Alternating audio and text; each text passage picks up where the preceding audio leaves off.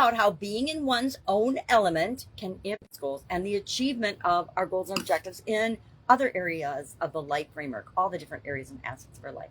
Today, in this year's Get Your Goals Annual Challenge, we are talking about how confidence and our confidence goals are impacted by our health or well-being or lack thereof in the other life framework areas. And of course, I practiced writing backwards today and created this great graphic. Only made one mistake and had to fix it. I had a D as a B backwards, but I'm getting quite proficient in writing backwards. So physical, mental, emotional, spiritual, financial, relationships, contribution, communication, and confidence is the 9-part life framework that I've used. I used a 7-part one, learned it from Tony Robbins and Jim Rohn, and I don't remember who all else. In the late 80s, I started using this life framework to think about the different areas and aspects of my life, not so I could create balance in all those areas, because I don't believe that there's perfect balance, meaning they're all equal. Balance is not equal. It means they're at the level they need to be for the period of our life that we're in, or for the situation that we find ourselves in at the time. When I was raising my family and raising my kids, my relationship balance, my amount of time I had to spend on my relationships was much higher than my, well, should have been higher for physical, but it wasn't, than my physical, mental, emotional, and spiritual well-being.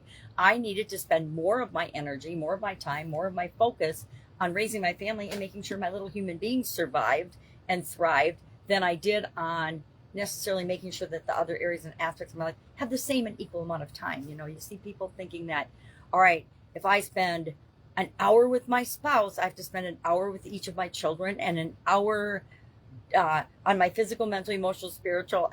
It doesn't work that way. There aren't enough hours in our life to have it be equal across the board. Now, I used a 7-part life framework without communication and confidence until 2021, where I added those areas because I was doing some coaching and getting some coaching in those areas. And I thought, if I'm learning it, if I'm studying it, if I'm going deeper into that, why wouldn't I have goals and objectives for my legacy, for my long-term goals, as well as breaking them down into bite-sized pieces like I do for physical, mental, emotional, spiritual, financial, and contribution. And so I started to do that. And so in 2021 on, those 2 areas have been added to my life framework. We have to take the things that we learn, all of the tools, all the strategies, all the information, and we have to make them our own, right? We can hear, sometimes I've had to hear things 100 times before it went through my thick skull and out of my subconscious into my conscious mind, where I could actually apply it. I remember being involved in coaching programs in the past, and I'm talking, 6-figure coaching programs, 5- and 6-figure coaching programs, where I would look around at the other people in the program with me, and I would see myself or my ex-husband and I making results and having results in that program, yet other people who made the same big money investment not actually getting any results. And the difference was they weren't applying the things that they were learning. And I learned a long time ago, and I still do this, we still obtain knowledge. I read all the time.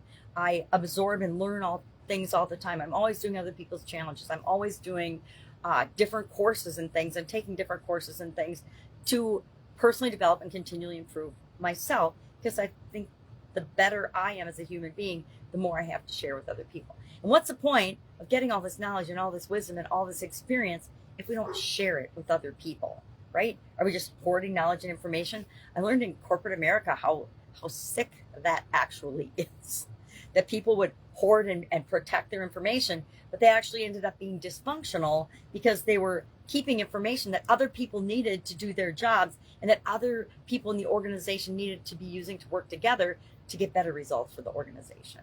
And that's true of us as well as the rest of the world. So our idiom for today was in one's own element. It comes from the Elizabethan period, when everything was divided into 4 elements: earth, air, fire, and water. I, of course, showed the little ducky swimming in the pond because I am by birth a water sign, but I also have an affinity to the other signs. I like to think I have a little fire in me.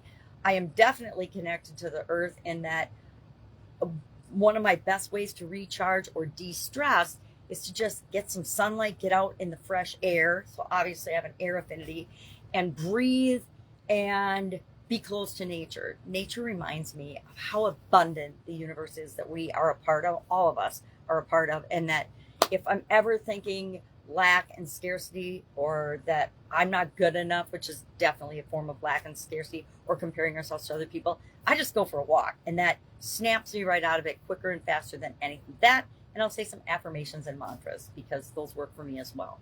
So if I can help you in any way today, hit me up. I've got a huge project with a client today, so I've got to get going. But I will be available by Voxer, pajamadrama@gmail.com, if you have a quick question.